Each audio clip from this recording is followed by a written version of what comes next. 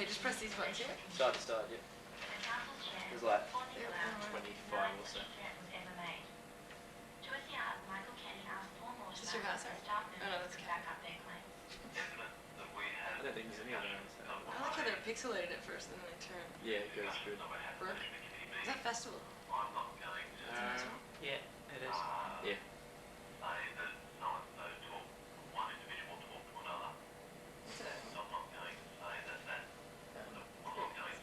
It's like backgrounds. So you gotta say like these background shots and then you just gotta like superimpose you guys. Put us in there. Yeah, that's what you gotta do. Better tell him who's coming in. Who's going in? You do. That's what it is. Chris fucking Mobley. There's Aaron here.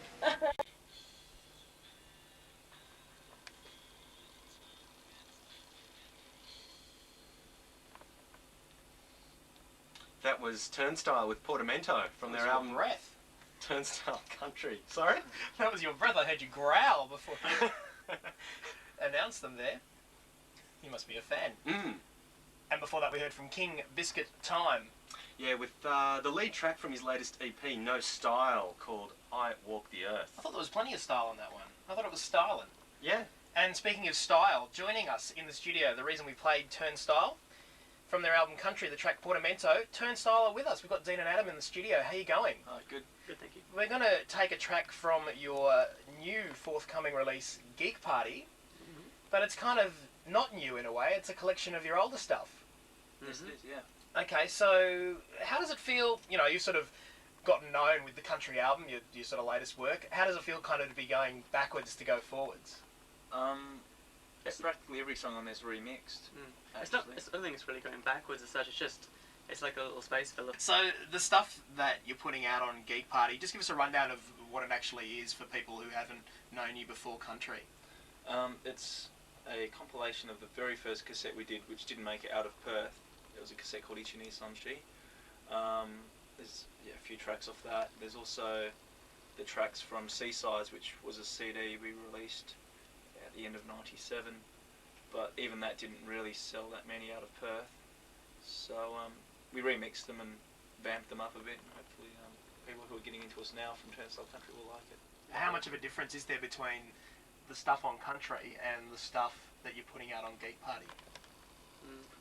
Yeah, it's quite different. I mean, everything's got like, I mean, you listen to, there's not really a definition between each thing on the actual Geek Party, but between the tape and the first CD with Seasides, there's quite a big difference between them, and there's a vast difference between those and Country.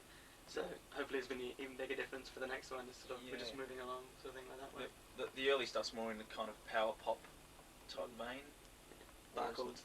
Yeah, we were kind of conscious of what we were doing, but these days most of the songs are written kind of subconsciously. Was it fun to sort of go over your own history in a way and sort of go over the tracks and go, oh god, that's how we sounded like way back then? Yeah, it was a lot of fun just listening to the sessions, because it was talking and kind of in jokes and things like that we'd forgotten about, or that Flatulation. we forgot about. Yeah, a certain flatulence at the start of songs, which obviously won't come across when other people listen to it. Hopefully. We wanted to keep it, but they got rid of it without telling us. Our engineer edited it out. And how did you remix the stuff? What kind of things did you do to it? It was just done on Pro Tools on a Mac. Just cleaned up, and where we thought we maybe didn't sing a very good part, we would, swap the chorus around or something like that. Just a lot of cut and paste and just overall EQing and things like that. And did you re-record one track in entirety with Wayne Connolly? Yes. Is this what I'm led to believe? And tell us about that. Which track was it? That's I'm a Bus, which will be the single which we're releasing. It was released sort of as a single when Seasides came out, but now we're sort of going to push it a bit harder, and it's been re-recorded and a little bit different. So yeah. How did Wayne sort of help you to make it different? He changed my snare sound, but I don't know if that's a bit off the subject. Oh, this is a bone of contention, is it? Yes. No, I was a bit funny about it at first, but I liked it in the end. Yeah, we kind of showed him the cassette version and the CD version, said we'd like it more like the cassette version, more like a kind of a 60s garage pop type thing, and I think he achieved that. Well, Wayne, I'm sure, is very adept at making things sound very 60s. He's the pop man, so he was the right guy for the job. Yeah, we use these little Japanese microphones that fit in the palm of your hand and things like that give you a radio mic.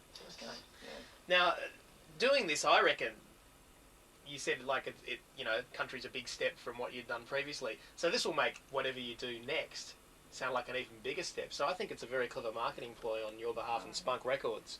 Only because they're watching us through the window. You'll probably make the next album sound like OK Computer and be like, wow. Yeah, I never thought about that. But there are the B-sides, which are mainly home recordings, are the B-sides from the Turnstyle country singles. So they're all mixed up in there, so it's quite a good mix.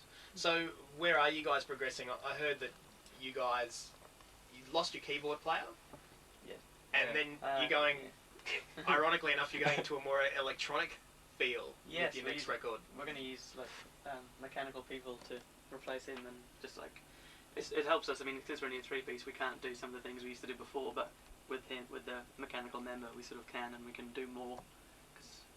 But there's also guitar songs where there's two guitars and drums and things like that, so it's still going to be a bit of a mix. I mean, so far we've written like 3 new songs, and every one of them's like got something different to what we did in the last one. I mean, got 2 guitars in one song, and like me playing guitar and Adam playing drums, and just completely different to what we did before. And a Supertramp song which we've done, and stuff like that. Which Supertramp song? Oh no, actually a Supertramp song. Oh, It sounds like Supertramp. we can only hope. Yes, our Spunk family have told us it sounds like Supertramp. Okay. That's their age. I tell you, showing. I've never heard of Supertramp.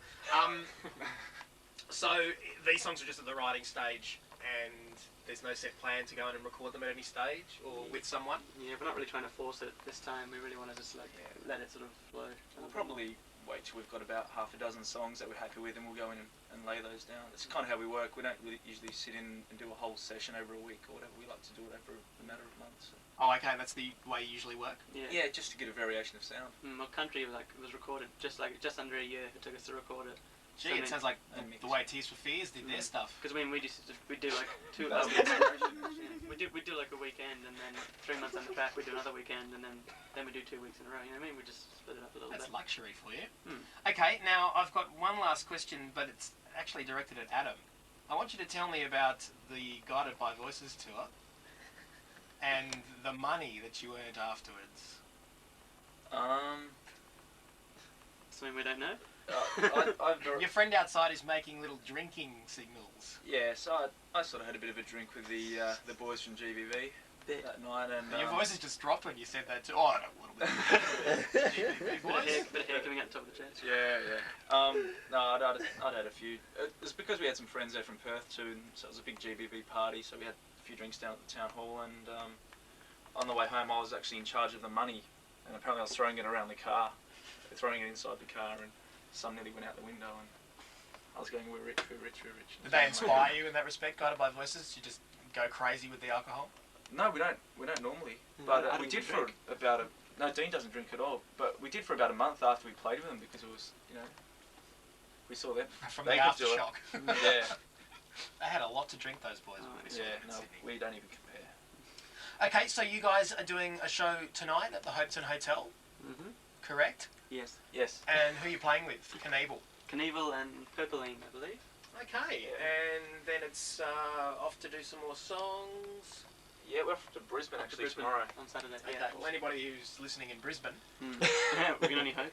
Okay, let's go to a track from Geek Party. This is actually also on the Purple Crown single, so people that didn't get this can get this on Geek Party. Happier Than Metallica. What can you tell me about this?